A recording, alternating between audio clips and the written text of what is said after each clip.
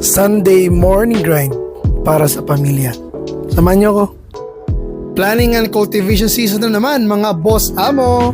Task for today is susunduin natin yung truck na magdadala ng sugarcane cuttings or widely known dito sa amin as patdan.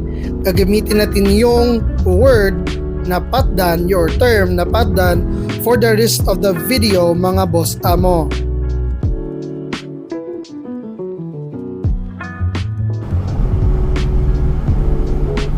Ang total area natin na tataniman is 0.0 hectares or 8,000 square meters.